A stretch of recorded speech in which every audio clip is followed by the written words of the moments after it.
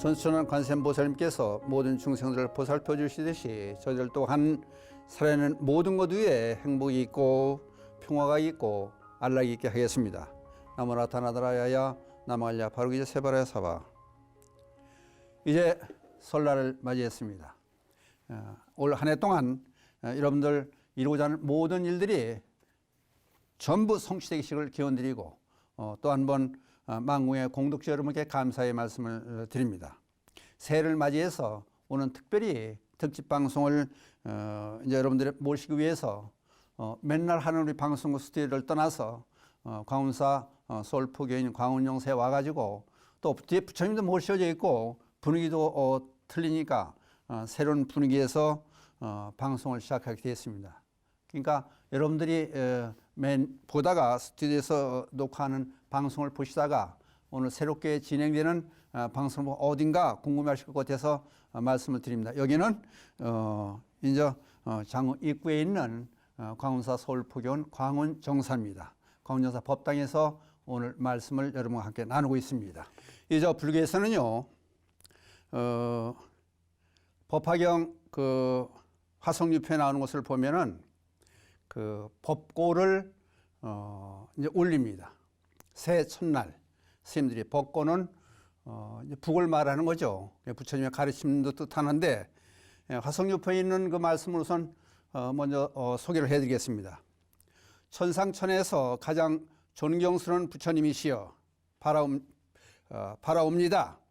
무상의 법륜을 굴려주시옵소서. 큰 법고를 울리시고 큰 법날을 부으시면서 법비를 내려 무량한 중생을 제도해 주십시오 하는 그런 말씀이 법화경에 나오고 있습니다. 부처님의 말씀을 법고라고 하는데 여기 이제 대법고경에 나오는 얘기를 보면은 무슨 말씀이 나오느냐 하면요. 기바, 여러분들 잘 아시죠? 기바는 이제 부처님의 제자도 될 뿐만 아니라 부처님의 주치의였습니다.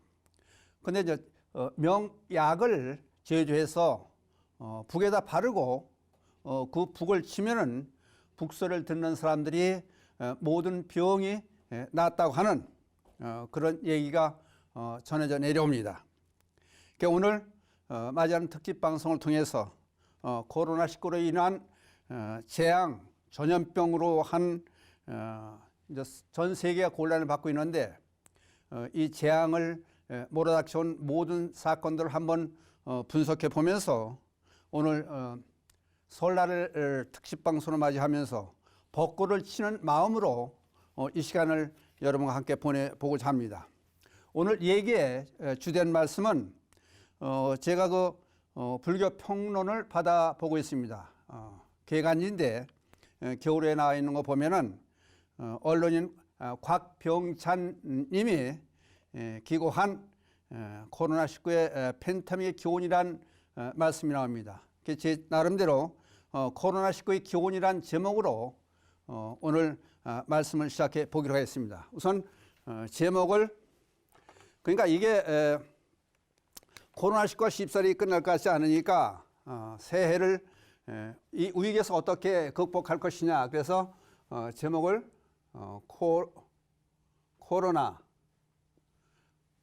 코로나19의 교훈, 이런 제목으로 오늘 말씀을 이어나갈까 그럽니다. 이제 지금까지 인류를 큰 재앙으로 몰아가고 많은 인명을 앗아갔던 그런 전염병들을 보면은 대개 이제 에이스라든지 스페인 독감의 종류가 많습니다. 스페인 독감, 아시아 독감, 홍콩 독감, 거기에서 또 신종 플류, 또 에볼라, 홍역, 사스 같은 8개의 그 전염병이 창궐을 하고 있었는 지금까지 이런 것들은 전부 RNA 바이러스의 기능으로서 보고 있는데 홍역을 제외한 나머지는 백신이라든지 치료제가 없습니다.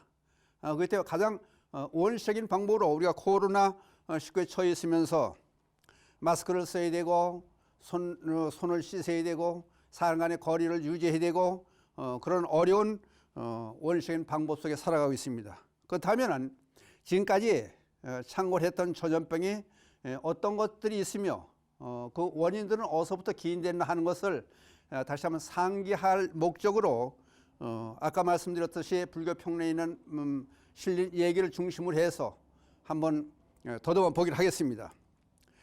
우선 여러분들 가장 무서운 게 우리가 알고 있는 게 패스트, 흑사병으로 이제 알고 있는데 흑사병이 이제 그게 어디서부터 시작됐냐면 몽골군의 공격을 받고 흑해 그러면은 이제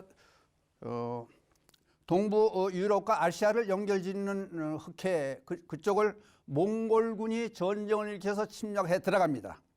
그 과정에서 이제 항구 도시 지금 우크라이나 카파라고 하는 그 도시에서 패스트가 발생이 돼 가지고 1347년에 10월 달이죠.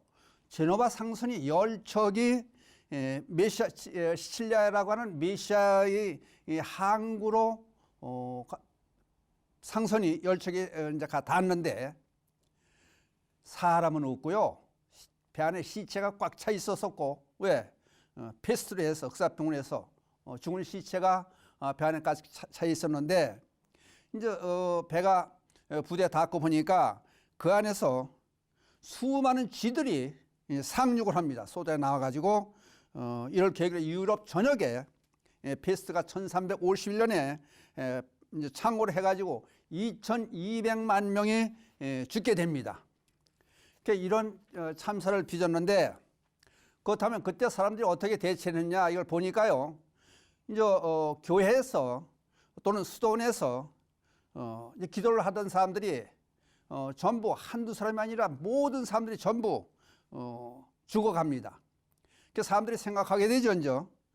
이제 처음에는 신의 저주가 아니냐, 생각지도 못한 뭐하는 참사가 일어나니까 신의 저주가 아니냐 생각했던 것이 가만히 생각해보고 참사를 지내면서 느껴졌던 것들이 뭐냐면은 이것이 결국은 우리 사람들의 욕망에서부터 비롯된 게 아니냐.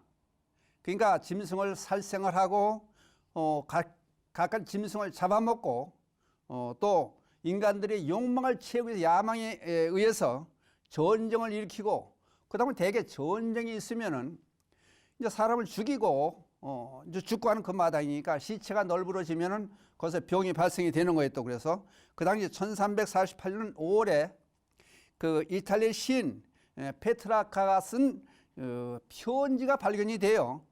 그 편지에서 보면은 이 참상이 여기 나타납니다. 그 편지를 한번 소개해 보겠습니다. 형제여, 아하, 무슨 말을 해야 할까? 어디로 눈을 돌려야 할까? 세상 팔방이 온통 비탄과 공포에 휩싸여 있다. 이 세상에 태어나지 말았어야 할 것을, 아니 이 세상에 오기 전에 차라리 내가 죽었어야 할 것을, 남아있는 것이라고는 빈집과 표가 된 도시뿐 사람은 그림자조차 볼 수 없고 들판은 너무 좁아서 시체를 다 묻을 수 없고 온 세상은 정적으로 뒤엎여 두렵기만 하구나. 어떻게 세상이 이런 일이라고 하는 그 절규하는 편지가 나중에 발견이 됩니다. 그러니까 여러분들이 편지를 들은 내용으로 보면은 이때의 참상이 얼마나 참혹했던 것을 알 수 있습니다. 이제 아까도 잠깐 말씀드렸습니다만은 패스트가 수천만 명을 사람의 목숨을 앗아간 이후에 과연 신이 우주 만물의 주제자인가, 전지전능하다고 하는 신이 인간을 패스트에서 왜 구제하지 못했는가? 그렇다면은 죄 없는 우리들이 왜 죽어야 되는가? 교회에서 기도하는 사람들이 이런 떼죽음을 당한 이후에 사람들의 눈이 다시 열립니다. 비로소 인간과 삶과 신에 대한 관계, 종교에 대한 문제, 이런 문제들이 전부 새로 고개를 들고 일어나기 시작합니다. 그럼 자연이 눈에 들어오기 시작했다는 얘기는 자연은 결코 신이 장신구가 아니고 이제 기독교 사상에 그런 게 나오지 않습니까? 이제 하늘도 만들고 무슨 뭐 나무도 만들고 무리를 걸으면서 온갖 천지를 창조했다는 그 신의 무능함이 드러나는 그런 계기가 됐습니다. 자연은 자연 뜻대로 스스로 자연은 자연 자체대로 움직여 나가면서 균형을 맞추면서 이어져 내고 있는데 여기서 생각해 보세요. 한 마리 쥐가 한 가족을 몰살시키고 이웃을 동네를 전 세상을 공포의 분위기로 몰아넣으면서 모든 사람 죽이고 있으니까 이건 아니지 않느냐. 그렇다면 이제 짐승도 나무도 풀도 송사리도 모든 것들이 전부 다가 같이 우리와 함께 살아야 가족들이 아닌가. 그 여러분들 지금 제 말씀을 들으면서 이것을 많이 들은 얘기 같구나. 그런 말씀이 이제 연상을 해보려고 보는데 그것은 불교에서 부처님이 하신 말씀이 밑바닥에 깔려 있지 않나 그런 생각을 했을 겁니다. 이 14세기 페스트가 전염했던 이후에도 감염병은 계속해서 유행을 하게 돼서 16세기에 바대 항해가 빈번했던 시기에 유럽 사람들이 배로 전염시킨 천연두 고려 중남미 대륙의 아스테카 잉카 문명이 멸망을 하게 됐고 자취를 감춰버리게 됐고 또 17세기 18세기에는 역시 유럽인들이 전염시킨 천연두로 해서 북미의 원주민이 사실상 멸종이 됐습니다. 제1차 세계대전 때에도 또 스페인 독감이 유행을 해서 세계적으로 2,500만 명이나 하는 사람이 죽게 됩니다. 따지고 보면 이 병으로 해서 1차 대전이 종식됐다고 할 수 있는 그런 역사적인 사실을 드러내고 맙니다. 그럼 그걸로 끝나느냐? 2002년부터 2003년까지 치명률이 10%에 달하는 또 우리 기억에 되는 사스가 유행을 했지 않습니까? 원인기는 박쥐에서 기생이 됐던 거예요. 그럼 2009년에 다시 돼지에서 유래한 신종플루가 이제 삽시간에 세계 214나라로 번져나갑니다. 결국은 치명률이 낮다 보니까 감기처럼 전 세상에 토착화된 그런 현실에 놓이게 됐습니다. 지금 말하기도 바쁠 정도로 우리 삶 속에서 이 전염병이라 하는 것은 이렇게 어처구니없이 계속 이어져 내려왔습니다. 그래서 2015년에는 메르스가 또 지구촌을 강타하고 맙니다. 이건 낙타에서 기생이 됐어요.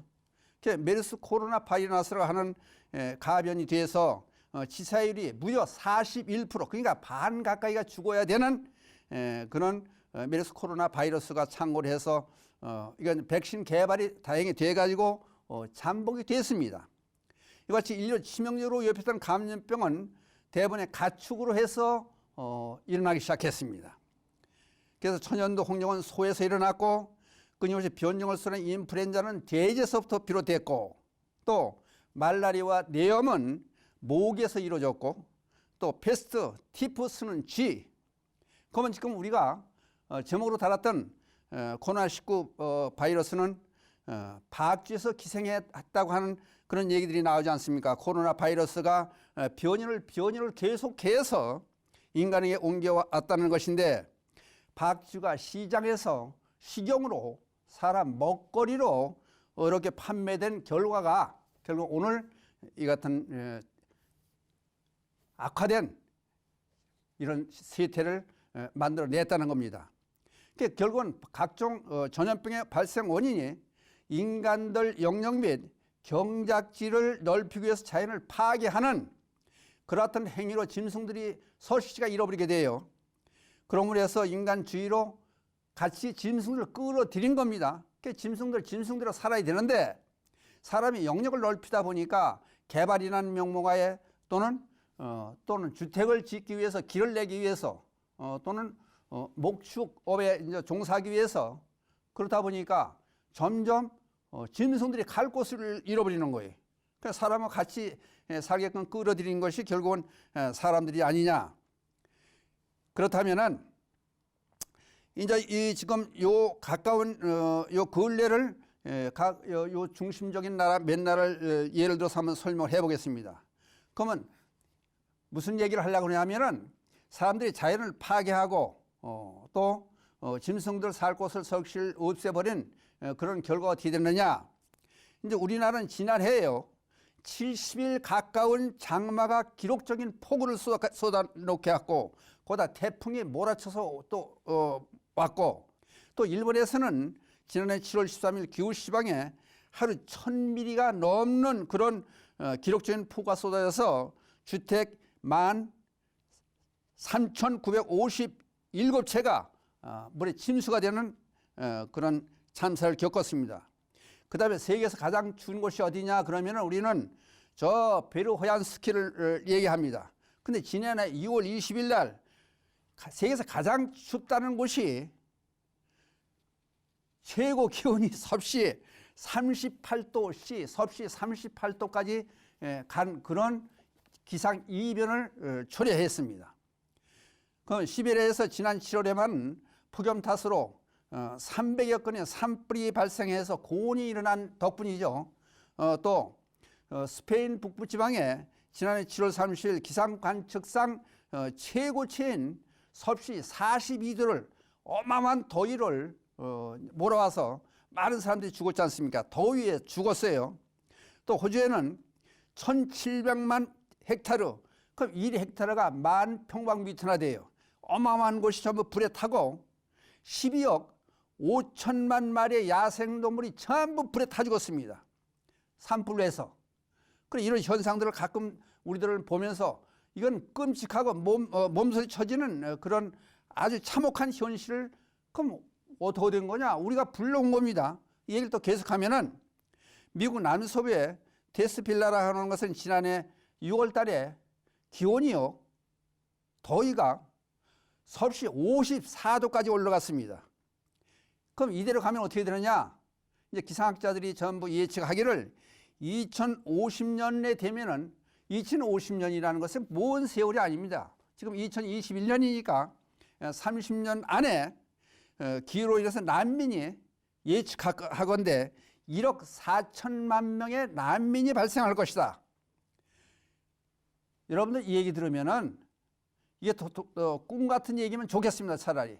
근데 이게 현실로 지금 하나둘 다가오고 있는 입장이니까 특집 방송을 안 할 수 없어서 지금까지 이런 방송을 안 하기 때문에 제가 한번 자료를 뒤쳐내서 찾아내가지고 시작을 하고 있습니다.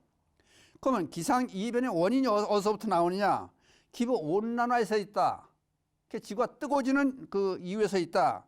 그럼 석탄과 석유 같은 그런 화석 연료를 태울 때 발생하는 이산화탄소 또 메탄, 이산화질소 등이 그런 온실가스 때문인데 지금 자료가 여러분께 알려드리기 하도 많으니까 지금 벼락치기로 말씀을 드리고 있는데 이제 지구의 기온이 급상승하며 새로운 감염병들이 이제 나타나기 시작했어요.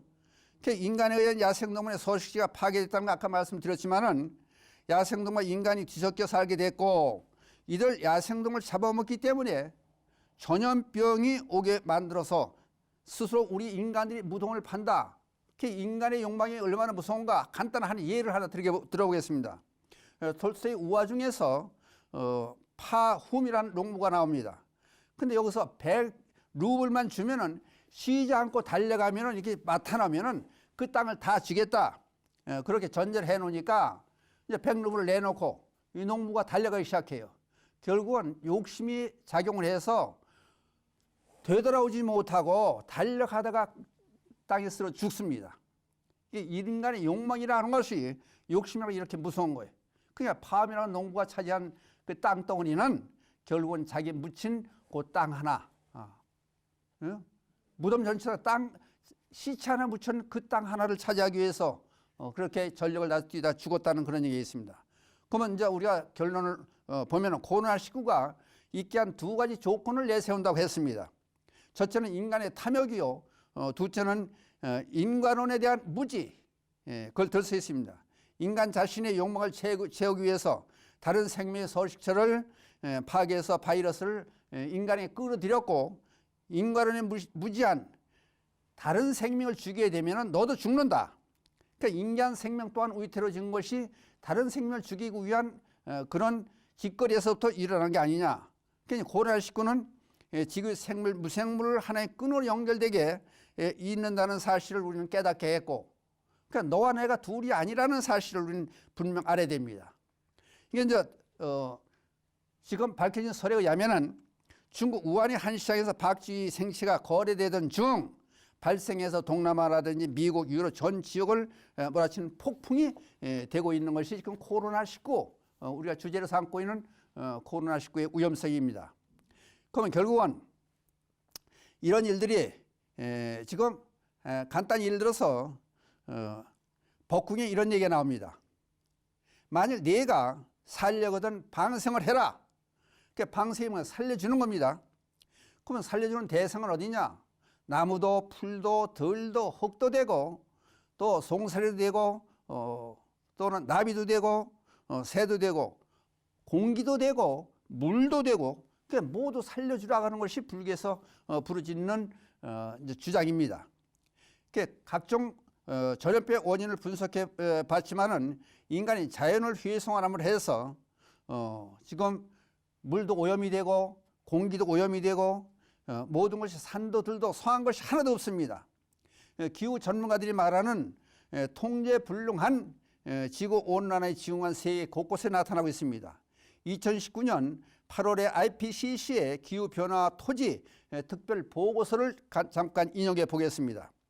연평균 약 520억 톤의 이산화탄소에서 해당되는 온실가스가 배출되고 있고 이 중 농축산물, 우리가 먹고 사는 농축산물 생산에 관련해서 23%, 37%에 배출되고 있는 그런 이 중에서 식량 시스템에 의해서 배출되는 게 83%가 그러니까 온실가스를 유발하는 독가스에 말이에요. 독가스를 배출하는 게 83%가 이제 식량에 의해서 배출된다. 1990년 이후에 사라진 열대우림의 80%, 90%가 축산업에 기인해서 그러니까 목장을 만들기 위해서 80%에 90%의 열대우림이 지금 망가졌다는 겁니다. 그러면 이제 여러분들 조금 들으시면 약간 웃을 얘기지만은 반추동물은 소, 양, 염소를 뜻합니다.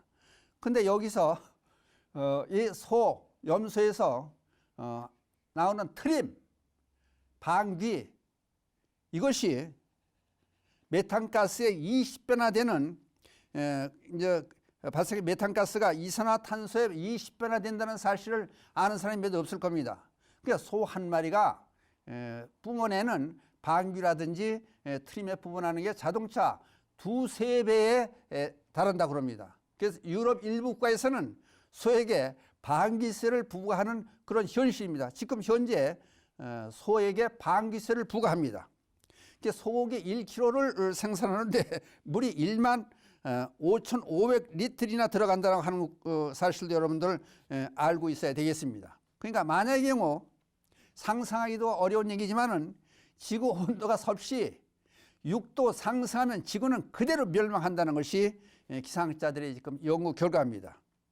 온실가스 배출을 줄이고 자연을 파괴하지 않는 그런 식생활을 개선해야 된다. 불교에서 보면 제1계 불살생입니다. 살생하지 말아라. 그런 얘기는 이것이 불자들만, 어떤 사람도 그래, 불자들, 당신의 종교 아니야, 불자들만 하는 얘기가 아니고 전 인류의 평등을 위해서, 인류의 생존을 위해서 3000년 전에 부처님이 내놓은 그런 말씀이, 어떤 사람은 그럽니다. 세계 최초의 환경운동가는 결국 부처님이었다. 그런 말씀까지 나오는 현실입니다. 그러니까 그때는 뭐 상상도 못했겠죠. 그 지구가 이런 현상에 오리라고는 상상도 못했지만은, 그러니까 한번 좀 생각해서 우리 각오를 다시 할 올 한 해를 예를 들어서 그러면은 어떻게 대처할 건가? 그러면은 될 수 있는 대로 불교에서의 실천 방법은 자비입니다. 자비는 실천이 앞서야 되는 겁니다. 그러니까 서로 나 하나로 해서 다른 사람에게 피해를 안 주기 위해서 우리는 올해 물론 이제 백신도 나올 테고 치료제도 등장을 하겠지만은 그것보다도 장기적인 안목으로 봐서 제가 결론적으로 여기서 말씀드리고 싶은 것은 채식주의로 가는 게, 한 번에 채식주의가 안 된다면은 일주일에 한 번씩이라도 채식을 하고 그래서 동물을 살게 만들어주는, 자연을 덜 훼손하는 그런 사회 풍토가 이루어져야 되지 않느냐, 그런 생각을 해봅니다. 한 번쯤 생각해보는 계기가 됐으면 해서, 워낙 자료가 준비한 게 많은데 다 말씀을 못 드리다 보니까 하여튼 이게 여러분들 들어서 심각한 걸 느꼈으면 됩니다. 그럼 어떻게 할 거냐? 방법은 마찬가지입니다. 다 불자가 되셔가지고 부처님의 가르침에 우리가 제 행동 규범 제1개가 불살생이니까 살생을 덜하는 입장은 나 한 사람만이라도 고기를 덜 먹자. 저는 평생 고기를 먹지 살고 있지 않지만은 예를 들어서 일주일에 한 끼라도 채식하는 그래서 자연을 돌보는 그런 삶을 살고 서로 돕고 사는 이 어려울 때일수록 함께 살자고 하는 그런 생각들이 있어야 되지 않을까. 이게 짧은 시간에 전체적으로 인간의 재앙과 환경의 변화로 오는 것과 또는 갖가지 질병에서 오는 것을 원인 분석해서 결론까지 내리다 보니까 상당히 시간도 촉박하고 힘이 듭니다. 그래서 이거를 제가 아까도 말씀드렸지만 불교 평론을 받아보고 있는데 거기에 논조들을 가끔 보면은 기가 막힌 얘기들이 많이 있습니다. 그래서 혼자만 보기에는 아까워서 언론인 곽병찬 기자 출신인 이분이 곽병찬 씨가 기고한 이런 코로나19 팬데믹의 교훈이라는 얘기를 간추려서 발췌해서 제 생각과 곁들여서 오늘 여러분께 말씀을 드렸습니다. 아무튼 올 한 해 우리 열심히 노력하고 산단 불자가 되면은 방법은 간단합니다. 그러니까 세상을 이끌어 나가는 먼저 선도해 나갈 그런 막중한 임무가 있는 것이 우리 불자들이라는 생각을 가지시고 한 번쯤 제 말씀을 좀 깊이 있게 마음에 담고 생각해 주셨으면 좋겠습니다. 명절 특집으로 마음 아픈 말씀을 드려서 죄송합니다만은 이게 상당히 무엇보다도 중요하고 필요한 말씀 같아서 이런 말씀을 드렸습니다. 마치겠습니다.